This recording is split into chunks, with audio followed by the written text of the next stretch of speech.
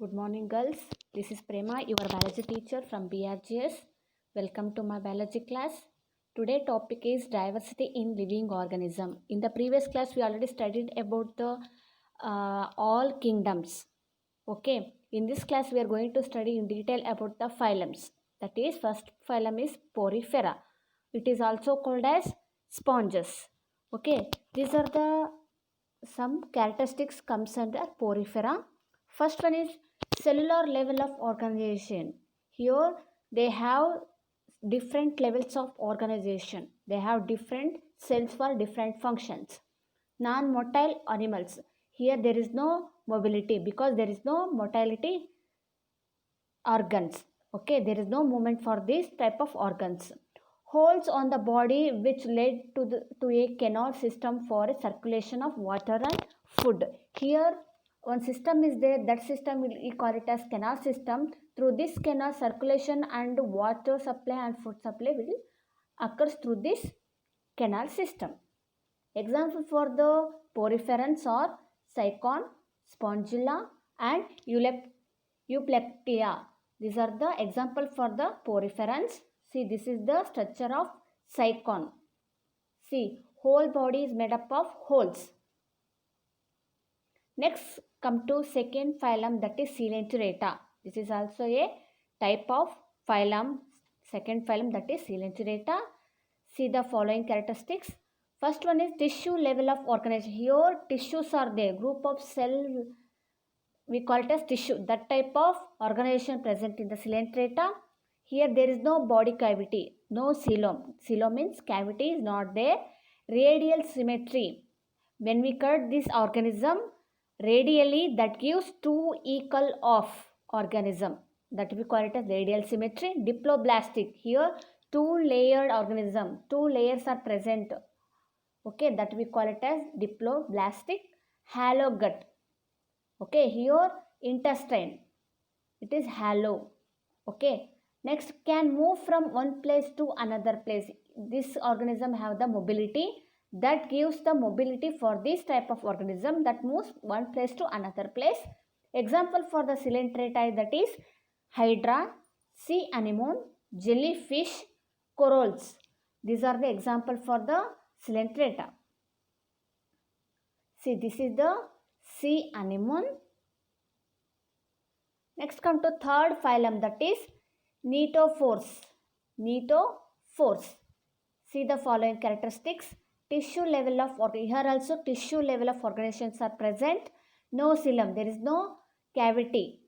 Radial symmetry, diploblastic, similar to the previous phylum. Have comb plates for locomotion. Here comb like brush like structures are present for the movement. These are aquatic. All ctenophores are present only in the aquatic system. Example for this type of phylum, that is Pleurobrachia. See, this is the Pleurobrachia structure. Next, fourth phylum is Platyhelminthes. Okay, these are the following characteristics. It is also called as flatworms.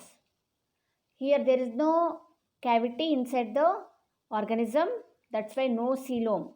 Bilaterally symmetrical. When we cut the organism, that gives two equal of, that we call it a bilateral.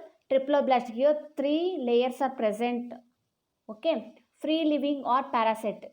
It is free living or it depends upon the other organism, or it develop upon the another organism. Okay, digestive cavity has one opening for both ingestion and egestion.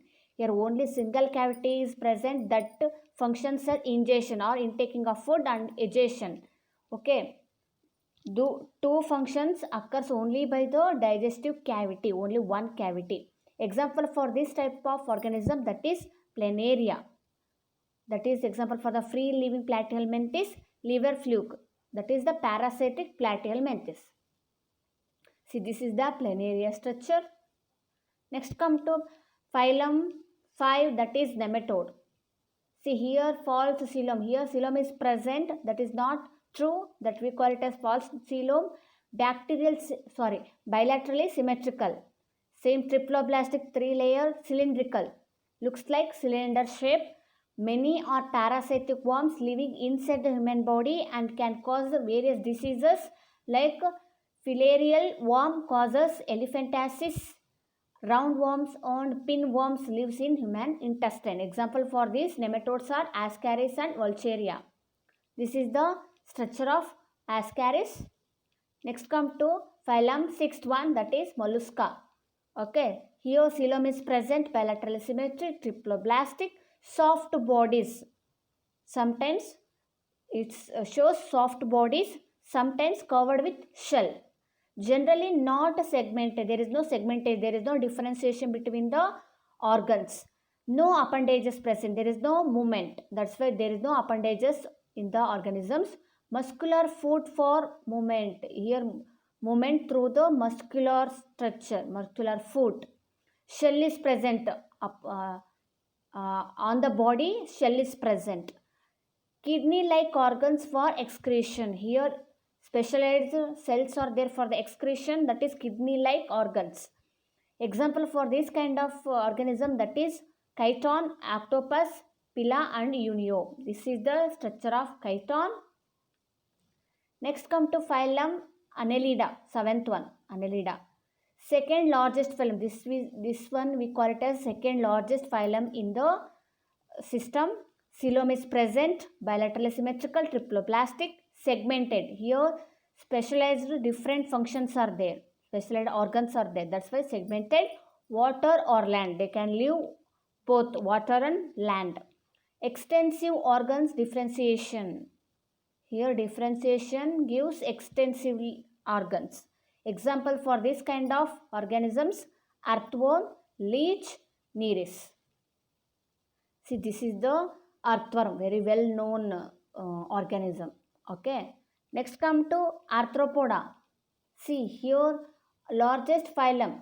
80% of species are there in the arthropoda. Coelom is present, generally known as insects. Segmented, sometimes fused. Tough exoskeleton. Outer layer will be tough. That we call chitin. Joint appendages like feet, antenna. Example, prawn, scorpio, cockroach, housefly, butterfly, spider. These are comes under arthropoda. See, this is the housefly. Next come to ninth phylum, that is Echinodermata. Here spiny skin. Spines are there throughout the skin. Marine water form. Coelom is present, bilateral symmetrical, triploblastic. There is no notochord. Okay. Endoskeleton. Here inside the organism, skeleton structure is present in endoskeleton of calcium carbonate. That bone is made up of calcium carbonate. Water vascular system for locomotion. Here vascular system is there for the locomotion. That means xylem and phloem is there inside the organism. Bilateral symmetry before birth and radial symmetry after birth. During birth, bilateral symmetry. After development, it becomes radially symmetrical. Example for this kind of organism, Antedon, sea cucumber, starfish, Hackinus. See, this is the structure of sea cucumber. It is in cucumber shape. That's why we call it as sea cucumber. Next come to phylum, 10th phylum, that is Hemichordata. Here bone is present awfully. Okay, small group of marine animals, coelom present, cylindrical, bilateral symmetry, triploblastic, gills for respiration. Fishes also having this type of gills for the respiration. Example for this, hemichordate, that means balanoglossus. See, this is the balanoglossus structure. Next come to chordata. We know that we are comes under chordates. Okay. Bilateral symmetry, triploblastic, coelom is present, notochord is present, gills present at some phase of life. Okay. Dorsal nerve cord is present, postnatal tail present. In the posterior region, tail is present. Some stage of life, for example, present in human beings in embryonic stage. Okay. These chordata are subdivided into two types, protochordata and protochordata, one more, that is chordates. Okay, protochord means here notochord at some stage of life. Okay, during the birth stage only notochord is present in prochordates. These all prochordates of marine form. Example for this kind of organism, that is Hermidine, okay, Hardemia, Amphioxus. Okay, next come to vertebrates. Here this kind of organism notochord converted into vertebral column. Okay, here 2, 3, 4 chamber heart is present. Organs like kidneys for excretion system. Pair of appendages means 2 legs are present. Example, human beings, fishes. Okay. Next come to vertebrates. Vertebrates are divided into 5 classes, namely Pisces, Amphibia, Reptilia and Aves and Mammalia. These are the 5 systems or 5 classes comes under vertebrates. Pisces, Amphibia, Reptilia, Aves and animals. Okay. See, following some common features for the 5 classes of vertebrates.